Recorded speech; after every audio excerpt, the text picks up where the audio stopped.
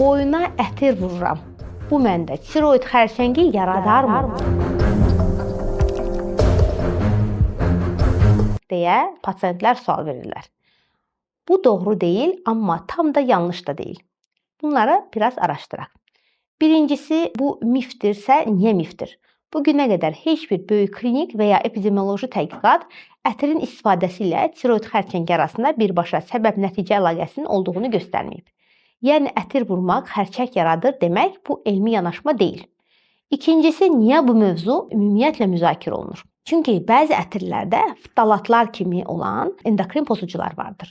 Bu maddələr isə laborator şəraitdə hormonal reseptorlara təsir göstərə bilir və buna da endokrin pozucular deyilir. Amma bu real həyatda avtomatik olaraq xərçəng riskinin artırılması demək deyil. Çünki miqdar və risk faktorları da önəmlidir. Üçüncüsü, real risk hardadır?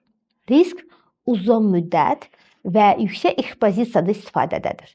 Çox sayda kimyəvi məhsulun eyni anda istifadəsindədir və həssas qruplarda da bu risk arta bilir. Ümumdünya Səhiyyə Təşkilatı bu məlumatları öz verilərində daha açıq göstərir.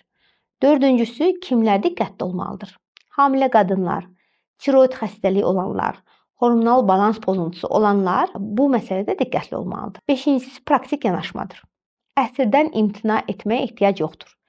Amma çalışaq ki, birbaşa dəriyə çox vurmayaq, xüsusən boyun nahiyəsində tiroid xəstələri həddindən artıq istifadə etməməyə çalışaq və hər gün intensiv istifadə etməyin, həmçinin mümkün olduqca tərkibi daha təmiz olan məhsulların seçilməsinə çalışın.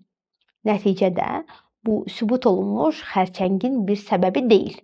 Amma kimyəvi yükü azaltmaq üçün, endokrin pozucularla az təmasda olması üçün ağıllı seçim ola bilər. Ona görə də məlumatların xəbər saytlarından deyil, birbaşa həkimdən almağa çalışın. Bu videonu bütün xanımlarınızla paylaşmağı, bəyənməyi, suallarınızı isə şərhlərdə yazmağı unutmayın. Kanalımıza abunə olun.